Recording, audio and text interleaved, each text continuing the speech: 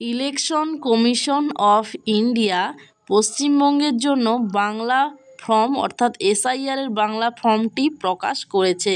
তো আজকের ভিডিওতে দেখাবো যে আপনারা কিভাবে এই বাংলা ফর্মটি ফিল আপ করবেন।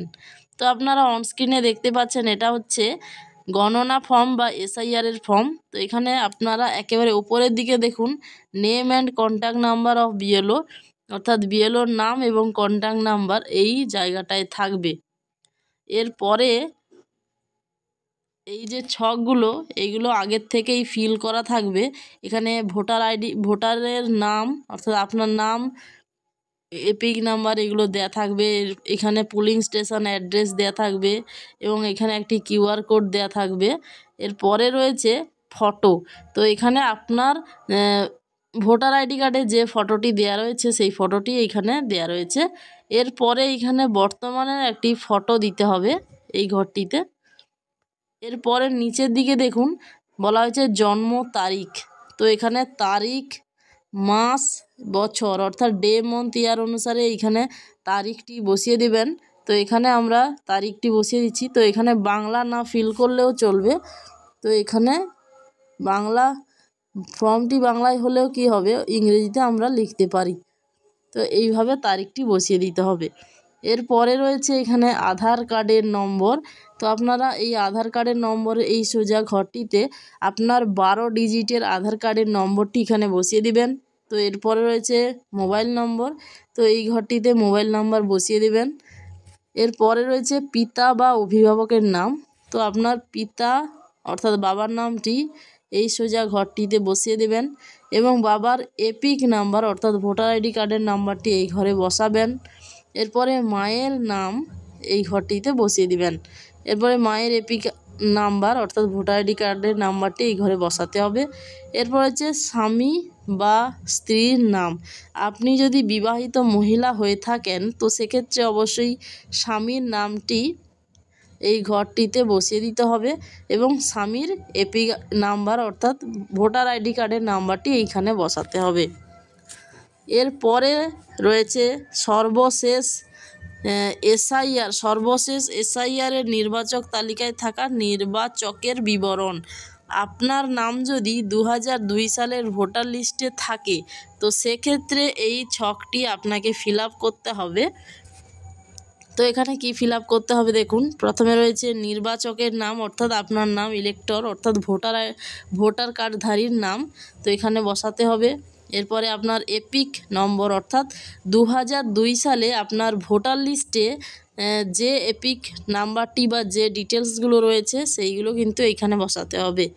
তো এখানে আত্মীয়ের নাম অর্থাৎ রিলেটিভস, আপনার বাবার নাম দেবেন, সম্পর্ক কি সেটা দিতে হবে, জেলার নাম, রাজ্যের নাম, বিধানসভা ক্ষেত্রের নাম, এইগুলো সমস্ত আপনারা পেয়ে যাবেন 2002 সালের ভোটার লিস্টে বা আপনার ভোটার আইডি কার্ডে। তো এরপরে সেই সময় আপনার বিধানসভা ক্ষেত্রের নাম, অংশের নাম, ক্রমিক সংখ্যা এগুলো বসিয়ে দিতে হবে। এগুলো আপনারা পেয়ে যাবেন 2002 সালের ভোটার লিস্টে।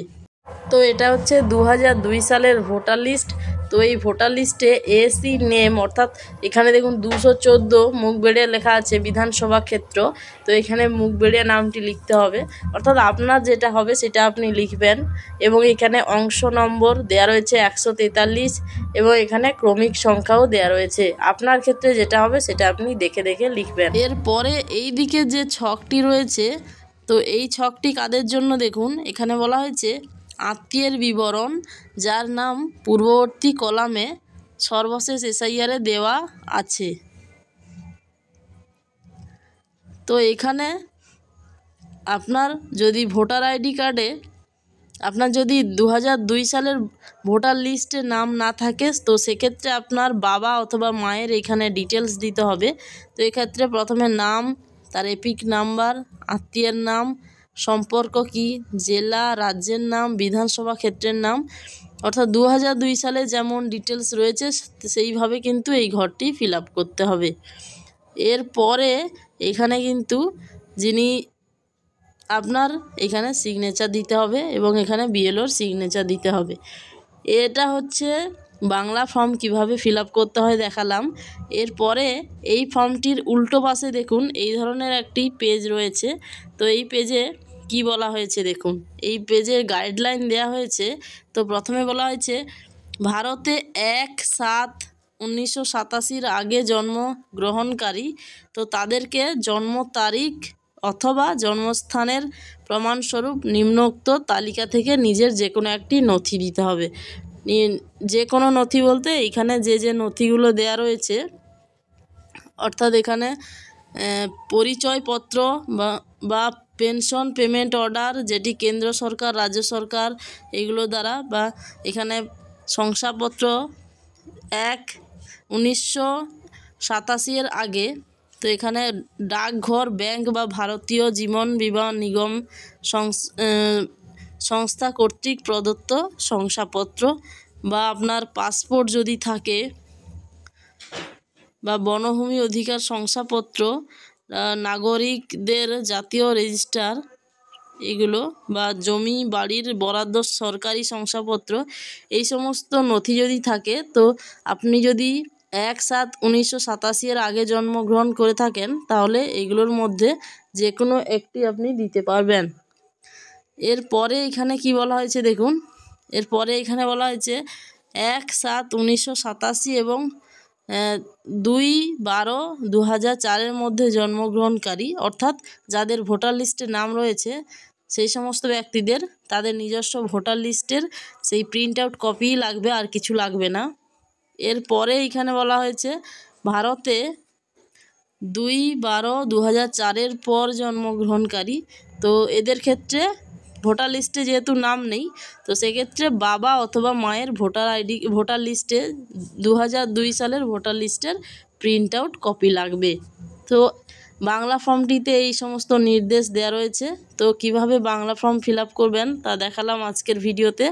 তো আজকের জন্য ভিডিওটি এই পর্যন্ত, দেখা হচ্ছে নতুন একটি ভিডিও নিয়ে।